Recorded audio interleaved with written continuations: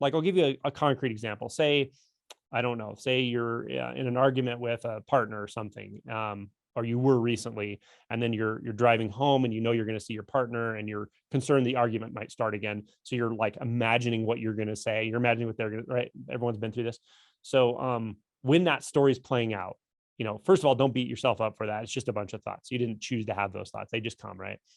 But the thoughts I want you to look for is not so much the storyline and the imagining of all that happening, but what are your meta beliefs about it? Like, ask yourself, why do I actually think that pre-thinking this is going to change something? What do I think I'm going to get out of that? What are my fears about going into a situation unprepared? What do I think would happen, right? And you might find things like, oh, the fear is actually that that I would be taken advantage of. Oh, I have a fear of being taken advantage of. What does that feel like? And you might start feeling that, like, it's kind of an ickiness, it's like a squirminess of like, oh, I don't want to feel that. That's that's the magic for equanimity. When you start to feel that squirminess inside yourself, it's like, oh, I could be out of control. I wouldn't know what to do there, right? This comes up a lot with like emotional pain, physical pain, where it's, if you ask yourself, why don't I want to feel this right now? And their beliefs are things like, because I feel like I actually can't control it, right? With pain specifically, it's like, I can't choose. I feel this pain right now and I can't choose it.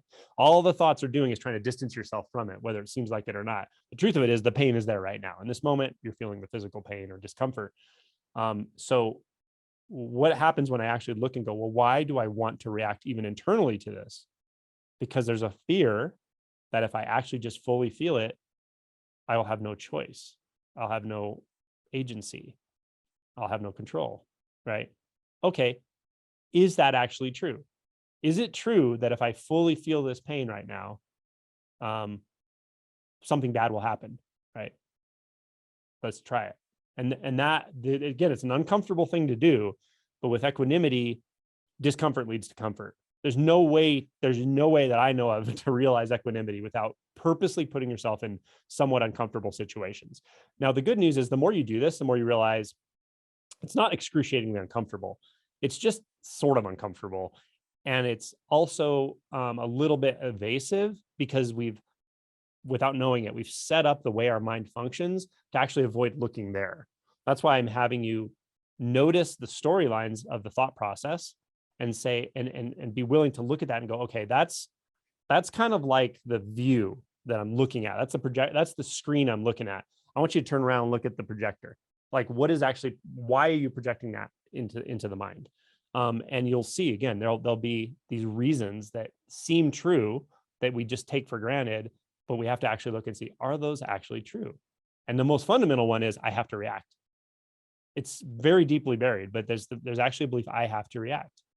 It feels like you're getting away with something when you finally realize you don't actually have to react to anything and it doesn't fucking matter. It just does not matter. You really don't have to react to anything. And things just take care of themselves. It's totally fine. It just doesn't even matter. It's crazy. And the world just goes on just like it does. And you'll feel like you're getting away with something. That's what I think bliss is. With the word bliss, I've heard can be translated to equanimity. It's not like, always feeling physically good all the time. It's not like that. It's just a deep acceptance that you don't have to do. It's already there. So whatever happens is already okay. It's like, if that's what's happening, then that's what's happening.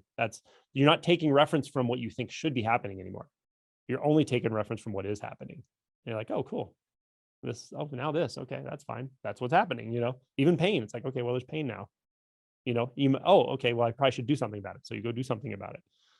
It's not like you don't treat pain, or it's not like you don't take practical steps to avoid someone who is emotionally violent. You'll know what to do much quicker, and you'll have less internal reaction about guilt, about ending a conversation or even a relationship if somebody's truly violent or something. It's just so simple what to do. It's obvious. There's not all this internal debate. It's like you just know what to do. That's equanimity.